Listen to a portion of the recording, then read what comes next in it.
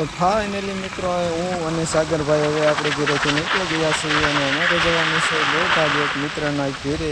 અમને ખાસ આમંત્રણ છે અને બસ ત્યાં પહોંચી ગયા અને જો મિત્રના ઘરે પહોંચી ગયા છીએ અને ત્યાં તો અમને સોડા મળી ગઈ છે અને હું મોજીલાભાઈ સાગરભાઈ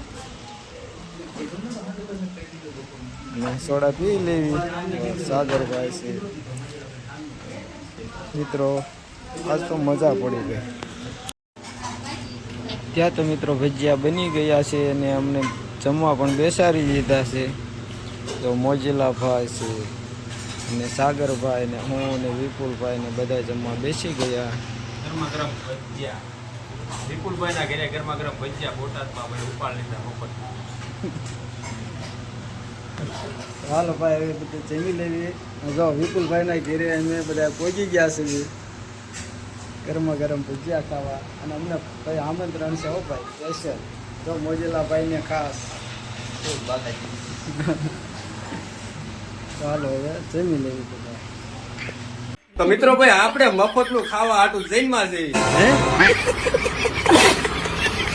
હું અત્યારે બોટાદમાં આવ્યો છું વિપુલભાઈના ઘરે. હું લેવા ખબર છે?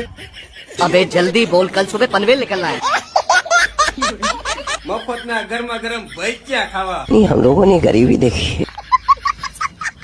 ભજીયા આપણે મફતમાં ખાઈ લીધા છે. વિપુલભાઈ ને પૂછવી કે ભજીયા તમે અમને હું લેવા મફતમાં ખવડાવ્યા? મોજીલાભાઈ આપણા ખાસ મિત્ર છે અને આજ મેં સાંજ ભજીયા બન ખાવા માટે બોલાયા. કેદુના ફોન કરીને કહેતા કે મોજીલાભાઈ તમે ભજીયા ખાવા માટે આવો. અચ્છા, તમને ખબર છે આપણને કોઈ મફત નું કે એટલે મેકવાનું ન હોય तो साला बहुत नीच आदमी रहे.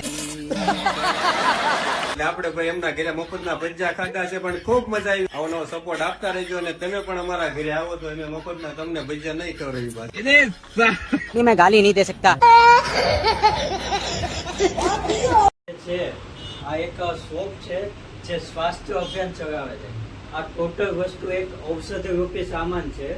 ઔષધિ રૂપી સામાન એટલે છે શરીરને હાનિકારક નહીં, અમુકનો ફાયદો કરે. ઔષધિ રૂપી સામાનનો મતલબ છે જે શરીરમાં જવાથી આપણને એક દવા રૂપી આયુર્વેદિક વસ્તુ છે જે ફાયદો કરે છે. આ ટોટલ વસ્તુ ખાવાનું તેલ છે, ત્યાં કેપ્સ્યુલ છે, ટોટલ વસ્તુ આયુર્વેદિક વસ્તુ છે. અને અહીંયા જે વિડીયોમાં ટોટલ વસ્તુ બતાવવામાં આવે છે બધું શરીરને ફાયદા માટે છે. અને બજારમાં જે વસ્તુ આવે છે એ નુકસાનથી બચવા માટે આ વસ્તુને એક સંશોધન કર્યું છે અને એક આ સંસ્થા છે જે અભિયાન ચલાવે છે જે રોગમુક્ત ભારત બનાવવા માટે છે અને સ્વાસ્થ્ય આપવા માટે છે. તો નમસ્કાર અને પધારો અહીંયા બાબરકોટ આપણે આરસીસી રોડની બાજુમાં જે નવા શોપિંગ પેડા ત્યાં.